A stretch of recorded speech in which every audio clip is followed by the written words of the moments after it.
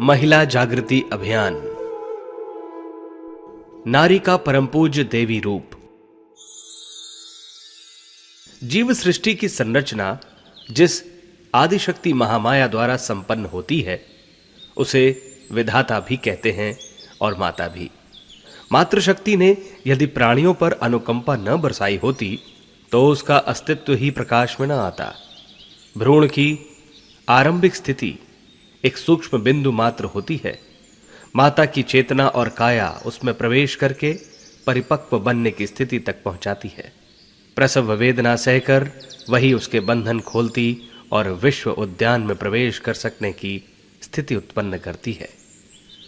असमर्थ अविकसित स्थिति में माता ही एक अवलंब होती है जो स्तनपान कराती और पग पग पर उसकी आवश्यकताओं की पूर्ति करती है। यदि नारी के रूप में माता समय समय पर चित्र विचित्र प्रकार के अनुग्रह न बरसाती तो मनुष्य ही नहीं किसी भी जीवधारी की सत्ता इस विश्व ब्रह्मांड में कहीं भी दृष्टिगोचर न होती। इसलिए उसी का जीवनदायिनी ब्रह्म चेतना के रूप में अभिनंदन होता है।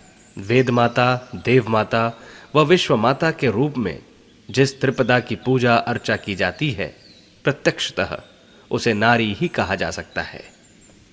मनुष्य के अतिरिक्त प्रतिभावान प्राणियों में देव दानवों की गणना होती है। कथा है कि वे दोनों ही दिति और अदिति से उत्पन्न हुए। सृजन शक्ति के रूप में इस संसार में जो कुछ भी सशक्त, संपन्न, विज्ञ और सुंदर है उसकी उत्पत्ति में नारित्व की ही अहम भूमिका है। इसलिए उसकी विशिष्टता को अनेकानेक रूपों में शत शत नमन किया जाता है। सरस्वती, लक्ष्मी और काली के रूप में विज्ञान का तथा गायत्री सावित्री के रूप में ज्ञान चेतना के अनेकानेक पक्षों का विवेचन होता है। देवत्व के प्रतीकों में प्रथम स्थान नारी का और दूसरा नर का है। लक्ष्मी नारायण, उमा महेश, शचि पुरंदर, सीताराम, राधे श्याम जैसे देव युग्मों में प्रथम नारी का और पश्चात नर का उल्लेख होता है। माता का कलेवर और संस्कार बालक बनकर इस संसार में प्रवेश पाता और प्रगति की दिशा में कदम बढ़ाता है। वह मानुषी दीख पड़ते हुए भी वस्तुतः देवी है। उसके नाम के साथ प्रायः देवी शब्द जुड़ा भी रहता है। श्रेष्ठ एवं वरिष्ठ उसी को मानना चाहिए। भाव संवेदना, धर्म धारणा और सेवा साधना के रूप में उसी की वरिष्ठता को चरितार्थ होते देखा जाता है। पति से लेकर भाई और पुत्र तक को उनकी रुचि एवं मांग के अनुरूप वही विभिन्न रूपों में निहाल करती है। व्यवहार में उसे तुष्टि, तृप्ति और शांति के रूप में अनुभव किया जाता है। आत्मिक क्षेत्र में वही भक्ति, शक्ति और समृद्धि है। उसका कण कण सरसता से ओतप्रोत है। इन्हीं रूपों में उसका वास्तविक परिचय प्राप्त किया जा सकता है। नर उसे पाकर धन्य बना है और अनेकानेक क्षमताओं का परिचय देने में समर्थ हुआ है। इस अहेतु की अनुकंपा के लिए उसके रोम रोम में कृतज्ञता, श्रद्धा और आराधना का भाव उमड़ते रहना चाहिए। इस कामधेनु का जो जितना अनुग्रह प्राप्त कर सकने में सफल हुआ है उसने उसी अनुपात में प्रतिभा, संपदा, समर्थता और प्रगतिशीलता जैसे वरदानों से अपने को लाभान्वित किया है। तत्ववेता अनादिकाल से नारी का ऐसा ही मूल्यांकन करते रहे हैं और जन जन को उसकी अभ्यर्थना के लिए प्रेरित करते रहे हैं। शक्ति पूजा का समस्त विधि विधान इसी मंतव्य को हृदयंगम कराता है। विकास क्षेत्र में प्रवेश करते हुए हर किसी को इसी के विभिन्न रूपों की साधना करनी पड़ी है। श्रद्धा, प्रज्ञा, निष्ठा, क्षमता, दक्षता, कला, कुशलता और दूरदर्शिता के रूप में उसी महाशक्ति के सूक्ष्म स्वरूप का वर्ण किया जाता है। साधना से सिद्धि की परंपरा इसी आधार पर प्रकट होती रही है। संसार में सभ्यता और समझदारी वाले दिनों में नारी को उसकी गौरव गरिमा के अनुरूप जन जन का भाव भरा सम्मान भी मिलता रहा है। तदनुरूप सर्वत्र सतयुगी सुख शांति का वातावरण भी दृष्टिगोचर होता रहा है। नारी जीवन के दुर्दिन और दुर्दशा। कभी कभी भटकाव के दुर्दिन भी आते और अपनी प्रकृति के अनुरूप अनेकानेक त्रास भी देते हैं। मध्यकालीन सामंतवादी अंधकार युग में ऐसा कुछ अनर्थ उपजा कि सब कुछ उलट पुलट हो गया। सिर नीचे और पैर ऊपर जैसे विचित्र दृश्य देखने को विवश होना पड़ा। नारी की मूल सत्ता और आत्मा को एक प्रकार से भुला दिया गया। उसे अबला समझा गया और कामिनी, रमणी, भोग्या व कृतदासी जैसी घिनौनी स्थिति में रहने योग्य ठहराया गया। तिरस्कृत, शोषित, संत्रस्त और पददलित स्थिति में रखे जाने पर हर विभूति को दुर्दशाग्रस्त होना पड़ता है। वही नारी के संदर्भ में भी हुआ। पूज्य भाव कुदृष्टि के रूप में बदला और उसे वासना की आग में झोंककर कल्प वृक्ष को काला कोयला बनाकर रख दिया गया। मध्यकाल में नारी पर जो बीती वह अत्याचारों की एक करुण कथा है। उसे मनुष्य और पशु की मध्यवर्ती एक इकाई माना गया। मानवोचित अधिकारों से वंचित करके उसे पिंजड़े में बंद पक्षी की तरह घर की चारदीवारी में कैद कर दिया गया। कन्या का जन्म दुर्भाग्य का सूचक और पुत्र का जन्म रत्न वर्षा की तरह सौभाग्य का सूचक माना जाने लगा।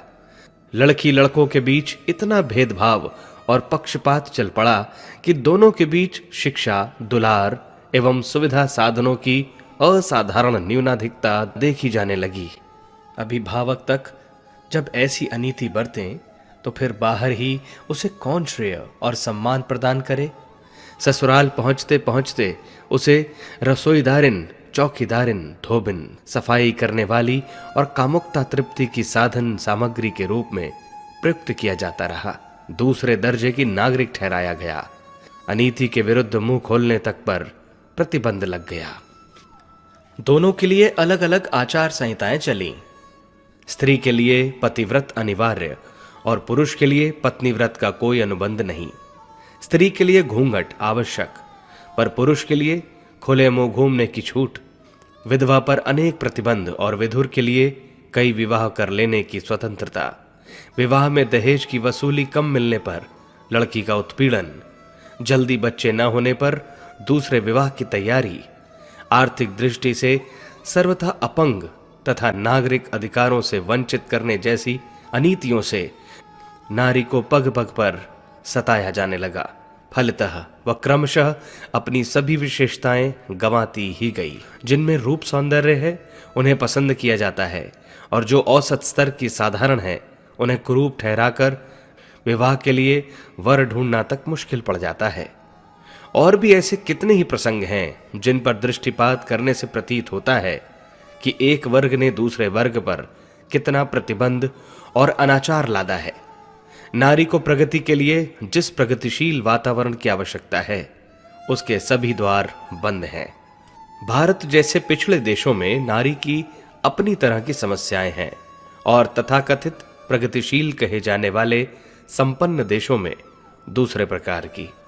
संसार की आधी जनसंख्या को ऐसी कठिनाइयों का सामना करना पड़ता है जिन्हें यदि आड़े न आने दिया गया होता तो नारी सदा की भांति अभी भी नर की असाधारण सहायिका रही होती। पर उस दुर्भाग्य को क्या कहा जाए जिसने आदि जनशक्ति को पक्षाघात पीड़ित की तरह अपंग और असाध्य जैसी स्थिति में मुश्कें कसकर सदा करहाते और कलपते रहने के लिए बाध्य कर दिया है।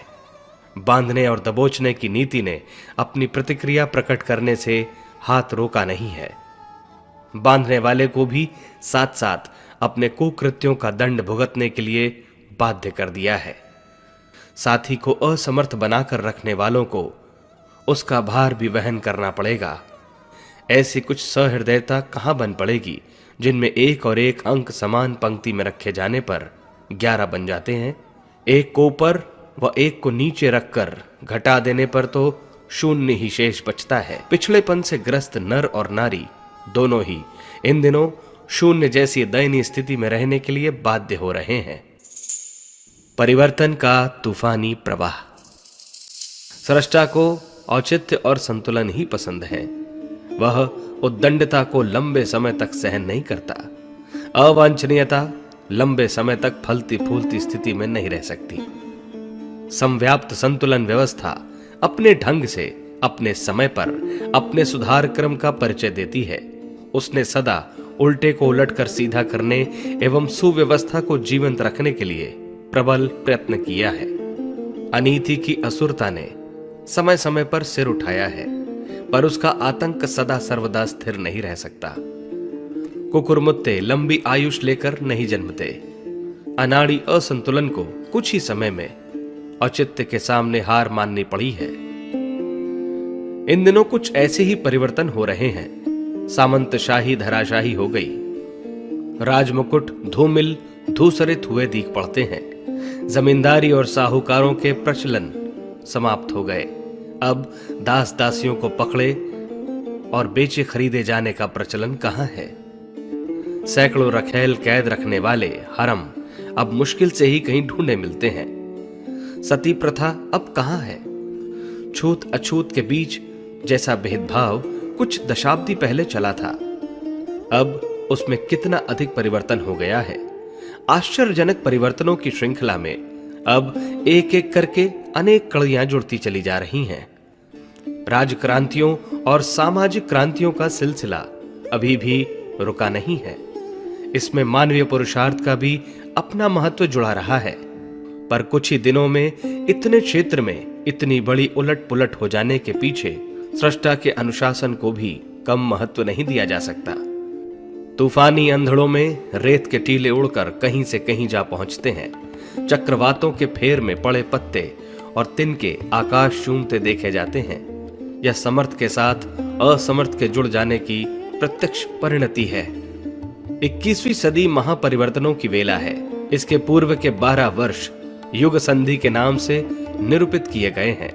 इस अवधि में सूक्ष्म जगत की विधि व्यवस्था बहुत बड़े परिवर्तनों की रूपरेखा बना गई है और महत्वाकांक्षी योजनाएं विनिर्मित कर गई है। उसका लक्ष्य सतयुग की वापसी का रहा है। ऋषि परंपराएं, देव परंपराएं और महामानवों द्वारा अपनाए जाते रहे दृष्टिकोण, प्रचलन और निर्धारण अगले ही दिनों क्रियान्वित होने जा रहे हैं। लंबे निशाकाल से सर्वत्र छाया हुआ अंधकार अब अपने समापन के अति निकट है।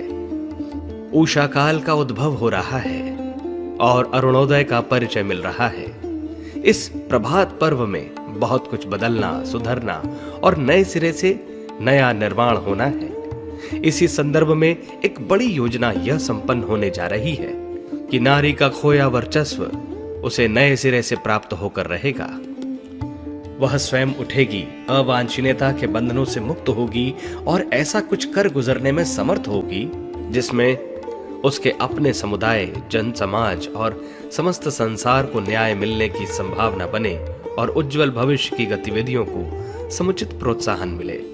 21वीं सदी नारी शताब्दी के नाम से प्रख्यात होने जा रही है।